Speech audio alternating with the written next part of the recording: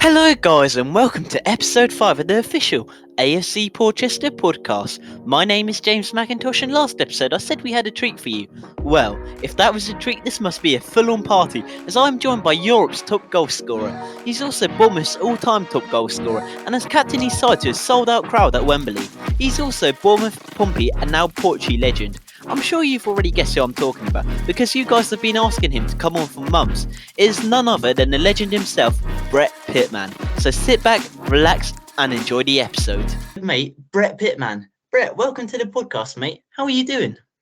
Hi, mate. Okay. Yeah, all good. Thank you. Well, today actually marks a very special day because it actually marks 4 years since your Checker Trade Trophy final, and that's a special date. But before we get talk about that, I think it's important we talk about where you started, really. So, can you tell me a bit about where you started playing football? Because I think you started playing for teams called St Paul's. Is that right? Yeah, so I was in Jersey, and I used to play for a local team called St Paul's, like you said.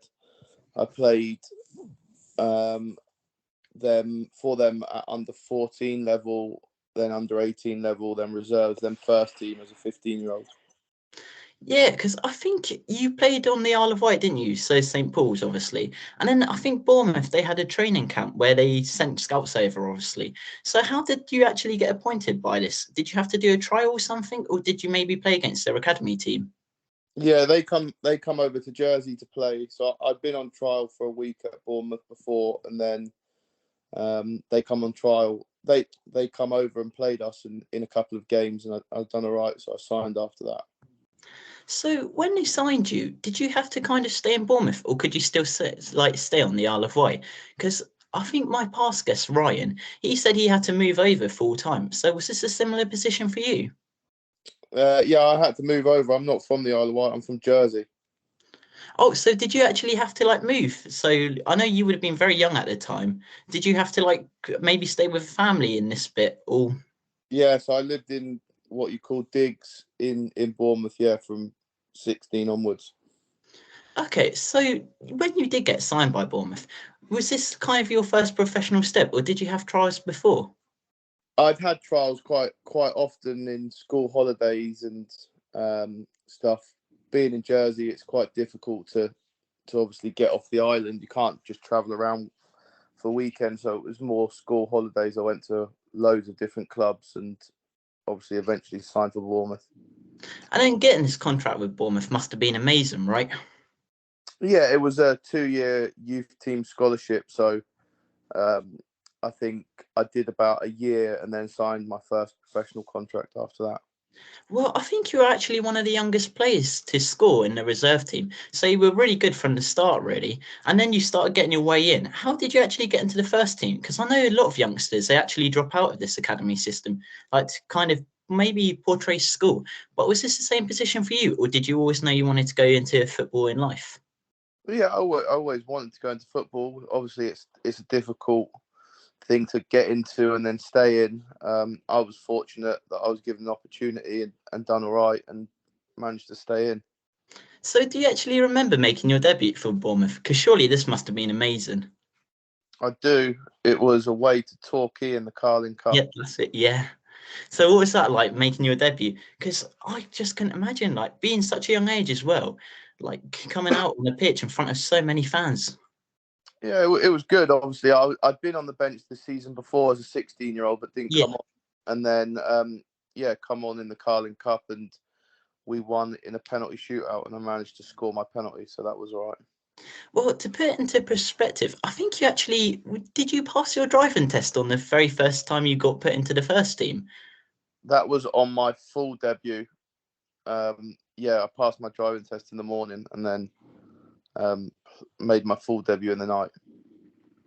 Well, I think at the time as well, when you were making your debut, it wasn't really a great time for Bournemouth, was it, at the time? Because I think Bournemouth, they were going through quite a few financial struggles at this time. So did this kind of have an impact on you as a player? Because you were young, but I know a lot of players, it would be a massive struggle because mortgages, wages. But did you have the same scenario, really? Yeah, we went through a lot of financial troubles. As a young player, I probably didn't really get affected by it as much as the older players. I kind of just wanted to play football, so it for me, I didn't really understand the full scale of the situation. Really, I was just happy to be playing football. I'm sure if it happened to me now, I would be obviously a lot different. Well, I think with Bournemouth, things had to get worse, if you know what I mean, to get better. Because I know Bournemouth, they did get originally relegated, and I think you were playing with them at that season as well. And then getting relegated with the side, surely that can't have been great. And then I think a couple matches after, you had that game with the Spartans. And can you tell me a bit about that? Yeah, we got relegated. We got a 10-point deduction, so we went down because of that. And then the game against Blythe Spartans in the FA Cup, I come on for I'd only been on a couple of minutes and then got sent off, so it wasn't ideal. Well, you got sent off, and it was not looking great at the time because I think there was a couple of rumours saying you were going to leave and stuff. But then Eddie Howe came in, and Eddie was obviously your manager before, and you would have had this good connection. But how important was Eddie into making this decision for you staying?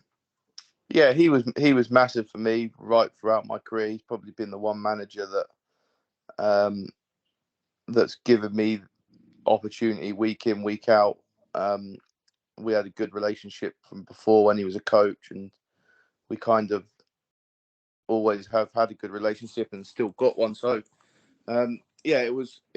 I was pleased that he got the job, and obviously in the end it worked out well. So when Eddie did come back, did this kind of help almost get your motivation back in some sort of way?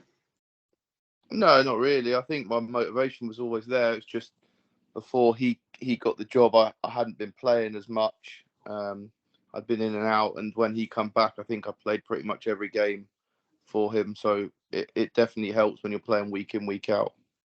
Well, yeah, like you said, you did start playing pretty much every game, and this obviously increased your scoring rate as well. And honestly, mate, I've been seeing some of your goals, and say they're brilliant is an understatement. Because I was looking back on some of your goals, and do you remember your Exeter goal? Because I was looking at that, and I was just thinking, wow. I do remember that one. Yeah, it was a good goal. I think I ran from the edge of my own box to the opposition box. I'm not sure I'll be able to do that now, but it was a nice goal, and it was a big win for us at the time. Exeter were going well. We were 1-0 down at half time, and we managed to come back and win 3-1. So at that time, it was an important goal and an important win. Well, I think you scored a fair few goals like that because you had a similar goal to Fulham as well. And I thought that one was just as incredible. And can you tell me a bit about that one as well? Because they're just two incredible goals, really. Yeah, the one at Fulham was probably one of my favourites that I've scored.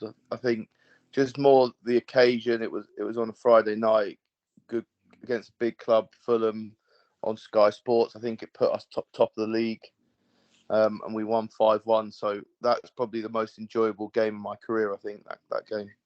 Well, I'm not sure if you've seen any of the reactions, but I was watching this video. So it's a fan cam, yeah? But basically, oh, it's incredible because you have some fans shouting, pass it, and you have some fans saying, shoot, shoot. So it's mental. But what was going through your mind at the time? Did you just know you wanted to get this shot across? Or did you maybe want to pass it? Or what was in your mind at the time? I just think it's just one of them things. You kind of just go and you keep going, and then I ended up right in front of the goal, so I wasn't going to pass it, and I don't think there was anybody even near me at the time. So I managed to put it in the net, and like I said, it was a good night that. And then obviously one of your early seasons with Bournemouth was minus 17. And arguably it's one of the biggest miracles of all time, I like to think, because it was just insane. And can you tell me a bit about that season and how you avoided like relegation and the team's morale really afterwards? Yeah, I think that was the same season that the Blythe Spartans game was, and Eddie come in New Year's Day. I think was his first game, and we were still miles adrift. And if we wouldn't have changed managers when we did, we would have gone down. I'm pretty sure about it. But he come in with the same players. He didn't really sign anybody because I think we were in a transfer embargo, and I just think he galvanised the squad, got us organised, give us a style of play, and we kind of kicked on. And in the end, we stayed up with I think a couple of games to spare. So, like you say, it was an unbelievable achievement. And then pretty much the same group of players ended up going up the next season. So it was a good couple of years, but I do believe if Eddie wouldn't have come in when he did, we would have probably got relegated, I think. Well, actually, a lot of people also claim you helped save Bournemouth, like you were one of the driving powers which kept them up. And also, this minus 17 points at the time, it was mental how you actually survived. And then afterwards, once you did know you were safe, how did you celebrate? Because you've obviously celebrated loads of things over your time. So you celebrated numerous promotions, obviously the Checker Trade Trophy. But now looking back, looking at this, like knowing you were safe, would you still say this is one of the biggest celebrations? I don't know about one of the biggest celebrations. It was definitely a nice feeling, a feeling of relief. I think we obviously looked like we were going to go down at one point, and then we stayed up with a couple of games to spare. So I don't know. I think there would have been celebrations, but probably no different to any other celebrations, I don't think. And then also at the time, you were obviously in League Two and then got to League One. Did you kind of want to get automatics back to Championship as well? Was this always the aim, or did you kind of want to establish yourself as a League One team at the time? Well, the promotion to League One come a few seasons after. I think Eddie went to Burnley and then come back. I went to Bristol City and come back. It was I think a time to stabilise in League One, which they did. I think they made the playoffs a couple of seasons after, and then yeah, when he come back, I think the aim was definitely to get promoted to the Championship. Well, actually, speaking about Bristol City, I saw a couple of rumours about you and Blackpool. So was this actually a thing? Because apparently Sky Sports, they said there was going to be a deal worth roughly 400,000. So can you tell me a bit about that, if that was true or anything about that? Yeah, I think Bournemouth and Blackpool had agreed a fee. I don't know what the fee was. I went to Blackpool and had a medical, Oh, wow. passed my medical, but then decided it wasn't for me. So I then went back to Bournemouth and then signed for Bristol City on the Monday, I think. So maybe looking back at it this time, would you say maybe this was a regret? Because I think at the time Blackpool, they were a Premier League club. Yeah, it wasn't a regret though, to be honest, because I didn't get a good feeling about Blackpool as a club, not the club, more the people in it, the chairman. I met Ian Holloway, who was the manager at the time, who was really really good, but I didn't get made to feel welcome and wanted by the chairman and stuff. So it wasn't for me, I didn't think. So in some sorts of way, you obviously did choose Bristol City. So did you kind of think football's more important than the money? Yeah, I don't think I've ever really moved anywhere for money as such. I think it's the football and other things like how happy you're going to be, family, etc., are more important than just moving for money. And then obviously, once you did get into Bristol, I'd say you had a pretty successful time at Bristol because you did get a lot of goals, but it was kind of a weird ending, I thought. Yeah, it was. It wasn't towards the end. I wasn't playing as much as I wanted to. Obviously, the manager that signed me wasn't the manager there at the end. And once I knew Bournemouth were interested in taking me back, I was desperate to go. So um, luckily, Bristol let me go, and obviously, I went back to Bournemouth. So what was this like rejoining Bournemouth? Surely you must have been absolutely hyped for this. Yeah, I was really excited. I still remember driving back from Bristol to Bournemouth, absolutely buzzing, and I knew we had a good team at Bournemouth in League One at the time, and yeah, I don't think we could have imagined it going as well as what it did in the end, to be honest. And then obviously you did have this taster with Championship football. So was this the aim once you did return to Bournemouth to try and get back to this Championship really with Bournemouth? Yeah, I think so. I think they were ready to go up. Obviously, they had bad starts that season, and then Eddie come in, and then I come back probably a couple of months later. So, yeah, it was definitely the aim. Well, at the time, you were in incredible form at the moment. So I think you were winning Player of the Month. So you were getting in like loads of goals, and you really did become a fan favourite. And I think probably this was the time really where I think you established yourself into the real legend you are today with Bournemouth. Because I was looking back on some videos, you had people had your shirts after you signed. So what is this like getting this brand recognition? Because surely you must have felt like a hero returning as well. I don't know about that, but it like I said, it was just nice to be able to go back, play for somebody that wants you, play in a good team, obviously live where I wanted to live, because I still had friends and family down this way. So yeah, it was nice to go back.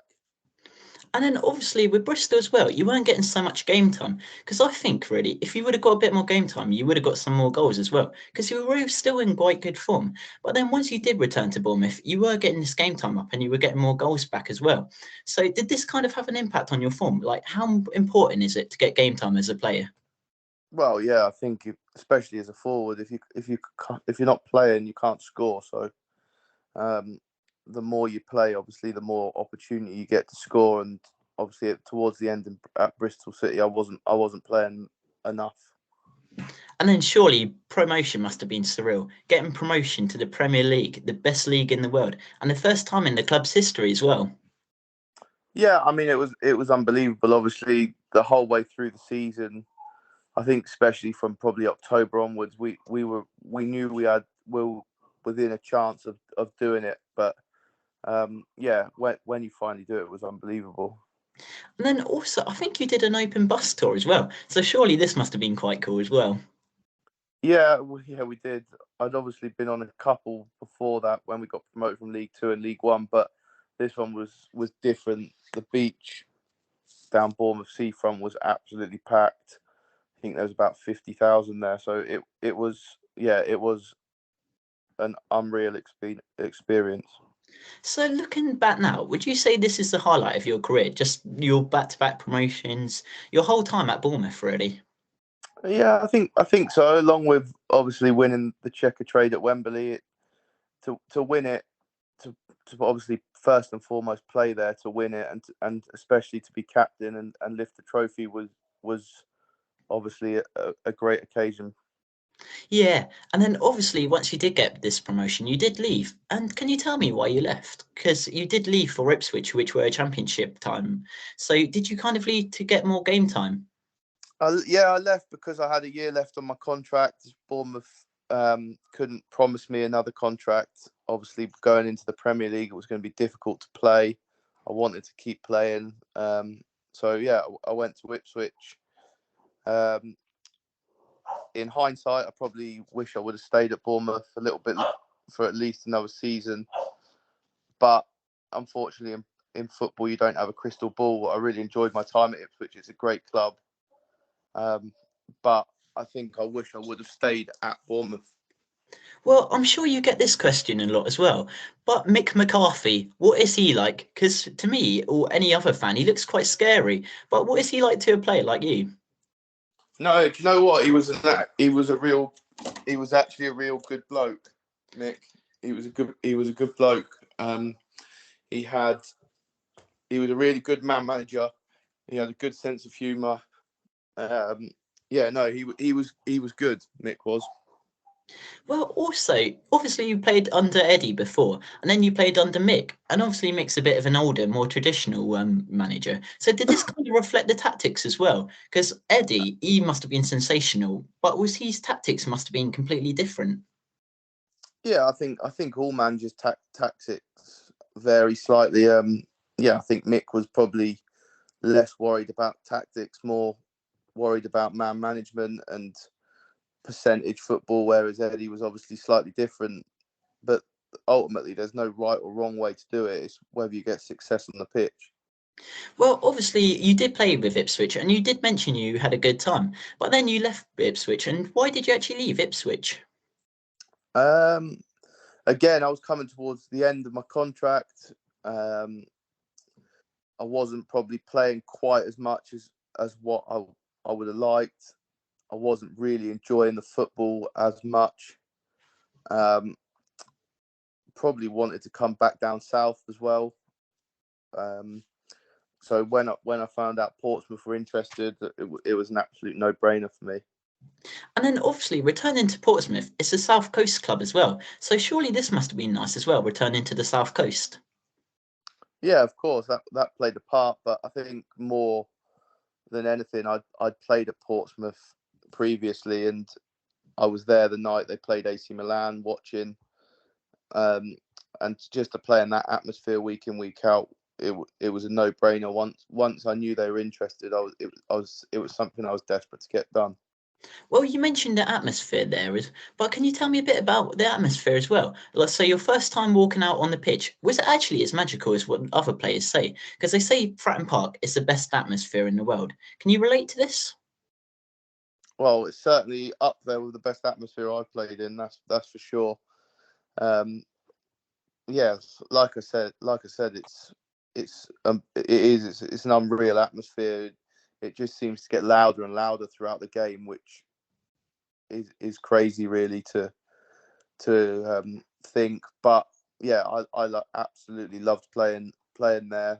Some players probably struggle to play in that atmosphere. I absolutely loved it. Well, I think during Pompey's first pre-season, so probably one of your first games, you actually played against Bournemouth. And surely this must have been a funny feeling, playing against your former side. Yeah, I think that was my first game for Portsmouth at Fratton Park. Yeah, it was funny how things work out, playing against a lot of players that obviously I'd played with and gone through the leagues with. So yeah, it was interesting. And then Pompey's your first season with Pompey, it was magical because I think you were League One's top goal scorer. You were Pompey's top goal scorer in something like 10 years. It was mental. And can you tell me a bit about your form? Because you were incredible for the first season, and then towards the second season, I don't know really what happened because I think Kenny he stopped playing you. So can you tell me a bit about that? Yeah, obviously the first season went really well. On a personal level, as a team, we probably, if you have somebody that scores 25 goals in a season, you should really finish in at least the playoffs. But unfortunately, we probably weren't quite good enough. And then second season, yeah, I don't know what happened, to be honest. I kind of quickly got left out, then got back in. Yeah, it was just, couldn't tell you. It was a strange time, to be honest. The next 2 years. Well, as a neutral's point of view, I just thought it was really strange because obviously we had you as striker, and then he decided to bring in Ellis Harrison, John Marquis. So was he kind of trying to force your way out, or did you maybe have a falling out with Kenny Jackett? It's just really weird, I thought. I didn't have any falling outs with him. He obviously brought them two in, which obviously didn't work out particularly well, I don't think. No, I didn't have a falling out with him. He wasn't the type of person really you could fall out with because you didn't have a relationship with him. He didn't say much. You didn't really have loads of interaction with him. Even though I was captain, I didn't have a load of interaction with him. It was strange. So no, I didn't have a falling out with him, but I just didn't play that much. And then obviously, like I said previously, it's 4 years to the day you made it in the Czech Trade Trophy final. And then I think your semi-final I can't remember who it was against, but what was it like getting to the final of the Czech Trade Trophy final? And I'm not sure if you knew at the time you were going to be playing Sunderland, but obviously it was going to be packed out because it was Pompey. So can you tell me a bit about getting to the final? Yeah, we played Bury away in the semi-final. What was it, Bury? Yeah. I was an unused sub, so I didn't really enjoy that, to be honest. But obviously, getting there was the main thing for the club, and it turned out that we had a really good day. Obviously, Well, to say it's magical, I think that's an understatement as well. Because I'm not sure if you saw it, Trafalgar Square, that was dominated by Sunderland fans. You had some other bits of London dominated by Sunderland fans, and then the rest of it was all Pompey. And then a packed out Wembley. Because I'm not sure if you saw it as well. I think the attendance at Wembley was more than the NFL Super Bowl final. So that just shows how big the League One final was. And considering it was between two League One clubs as well, can you tell me a bit about the atmosphere during that day? yeah, I mean the atmosphere was obviously unbelievable. Like you say, the final probably couldn't have got two better supported clubs in that league, Sunderland and Portsmouth. They were the two big clubs in the league. yeah, it was an unbelievable day, and it was just lucky we come out on the right side of the result. Well, when playing, were you a bit nervous during playing it? Because obviously you did play in front of big crowds before, but playing in front of 80,000, surely this must have been staggering. Yeah, obviously I wasn't. I enjoyed it. I wasn't nervous. It's just normal. It was normal, like you say. I'd played in front of big crowds before. It was just something that I enjoyed. I didn't enjoy the first half so much because we didn't get the ball, but the second half onwards, we really come on strong and obviously deserve to win. We won on penalties, obviously, in the end, but probably should have won in extra time, really. Well, I was going to say that because really, I'd say the last 10 minutes, it was two conflicting actions, wasn't it? Because obviously you had that Jamal Lowe goal. That was sensational, by the way. Absolutely great goal. Surely you must have been celebrating that goal. But then 10 minutes later, McKeedy gets his second in added time. So did you kind of think you chucked it? No, I don't think we chucked it. I just think, obviously, we were disappointed to concede when we did. I think it was right in the last minute, but things happened, and I think our lads showed good character to score all 5 penalties, to be honest. And then when Ollie Hawkins netted it, you must have been well happy for him.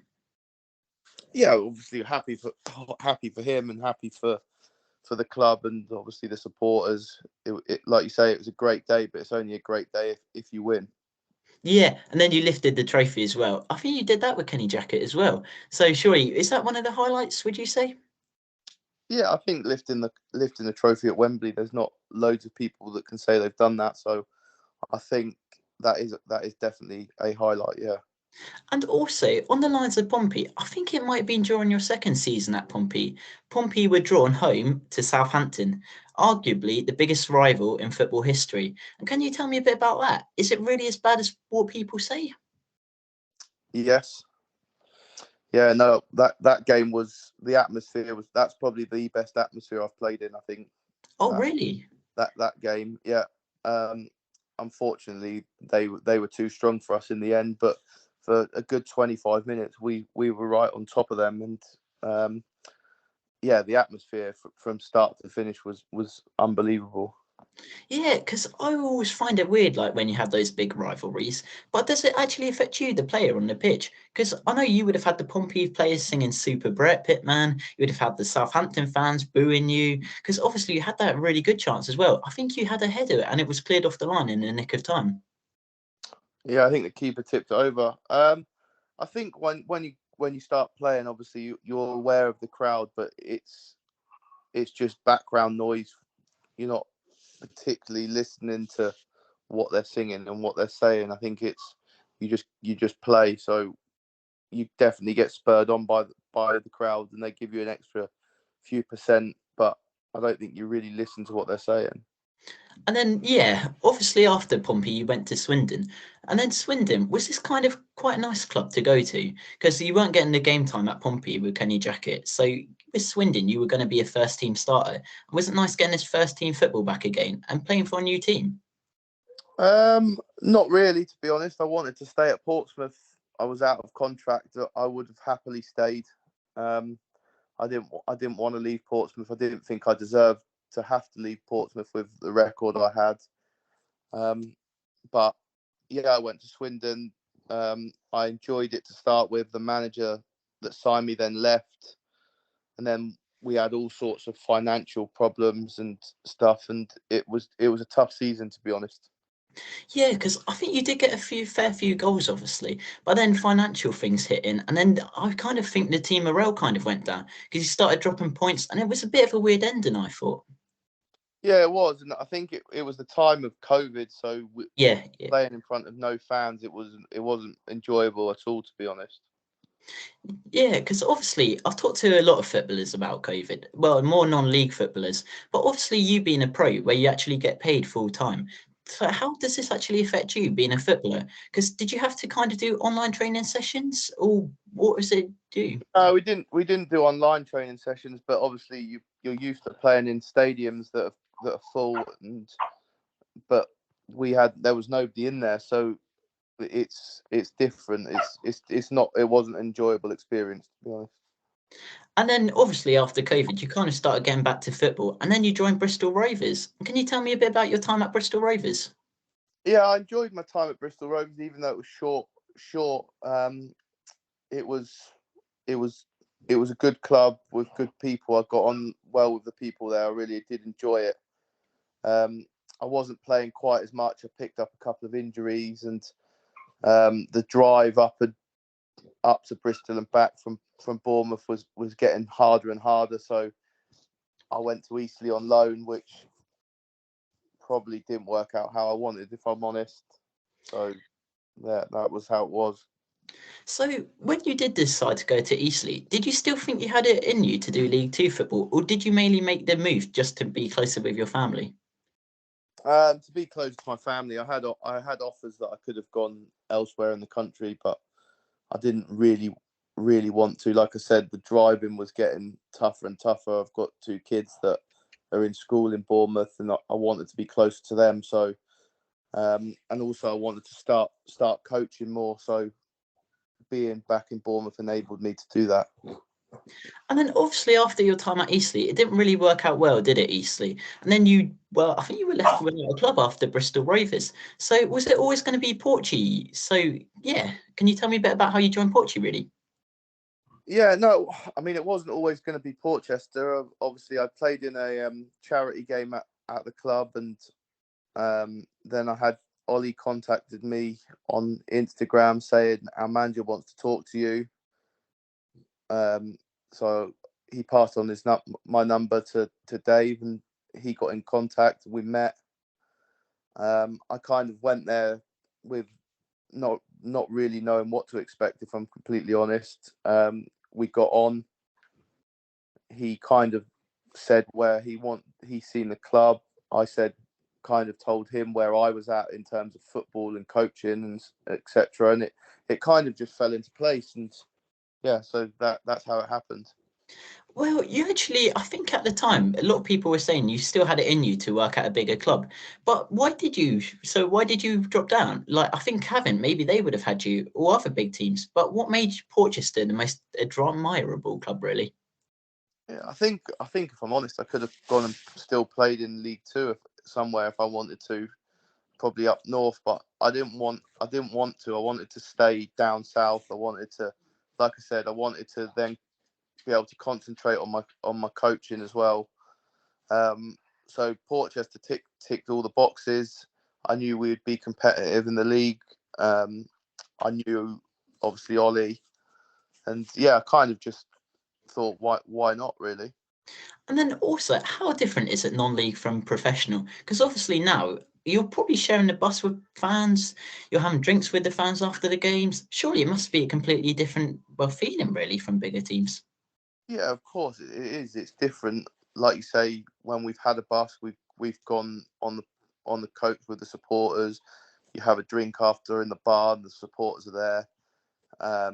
You play on a Tuesday night, and the lads have worked 9 till 5 in the day. It's completely different. But I think I've taken to it okay. I think it was certainly something that I wanted to buy into, and I hope that the lads would say I have done that. Yeah, and then obviously your time at Portchester, I don't think it could have gone much better, really. I bet you never thought you would be saying you're Europe's top goal scorer. I think you've got more goals than Erling Haaland and Marcus Rashford combined. Yeah, look, you have to. It's easy to say, but you have to put it into context. They're playing in probably the best league in the world, and I'm playing in the Wessex League. So I take it with a pinch of salt. It's funny, but that's it. And in terms of going as well as it could, I'll be honest. I think I probably should have scored more goals.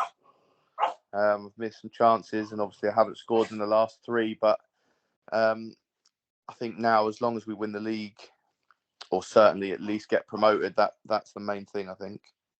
Well, yeah, I think this is the main goals, really. Do you think we can get the winners? Because I know Hordine, they're chasing us up. It's going to be a good final day, I reckon.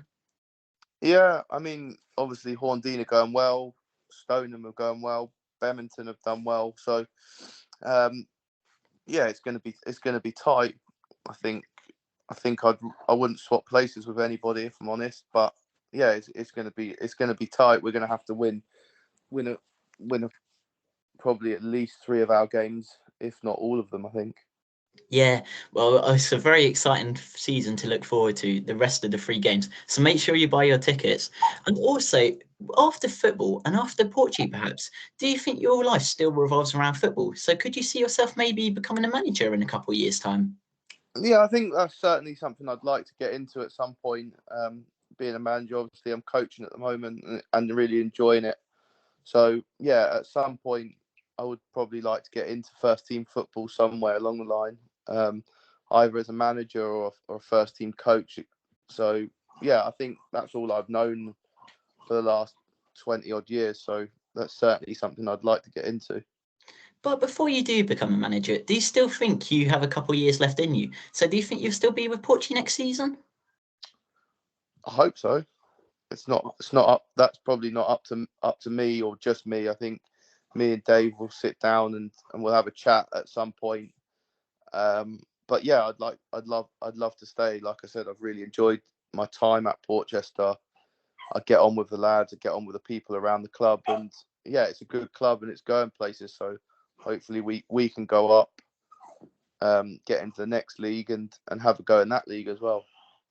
Well, to round it up, I think I've got a couple of questions by the viewers, and Okay. honestly, I've got so many questions. So the one question is, what's your favourite memory? Just in football, sorry. Yeah. My career. My favourite memory is probably getting promoted to the Premier League. Okay. And then, obviously, I'm not sure if this is real or not, but one of my viewers actually said you played with Cristiano Ronaldo when at Bournemouth. And is this true? Yes, we played against Cristiano Ronaldo and Real Madrid in a pre-season friendly. Oh, wow. Blimey. I generally did not know about this. What, so I'm guessing you were away, or did they come over to England, Real Madrid? No, they come over and played at Bournemouth. Oh, wow. Surely this must have been quite cool, playing against Cristiano Ronaldo. Yeah, it was good. It was obviously it was tough, but like you say, it was only a pre-season friendly, so it was a good experience. And also, I've got a bit of a stranger question here. Obviously, you played in that Bournemouth charity match. Someone actually asked, what is it like playing against James Arthur? I actually played up front with him. He was Oh, you terrible. played front with him. Oh, Yeah, he was terrible. I was going to say, But he was a nice lad. surely that must have been one of the stranger moments of your career. I'm guessing you put a couple on the plate for him and he chucked it, I'm guessing. Kind of, yeah. He was yeah, he didn't have the best afternoons, but like I said, he was a nice lad. And then also with your time at that Bournemouth charity event, I think you actually met up with a couple of your former players. Surely this must have been quite nice though as well. Yeah, I think there was a few of us that played, but we still see each other regularly. There's a few that work at Bournemouth, and so we see each other reasonably regularly anyway, to be honest. Oh, well, I think that's a good way to end it, Brett. Honestly, Brett, it's been absolutely incredible speaking to you. And do you have anything to say to the viewers? Hope you enjoyed it. Well, final words. Come on, Porchy.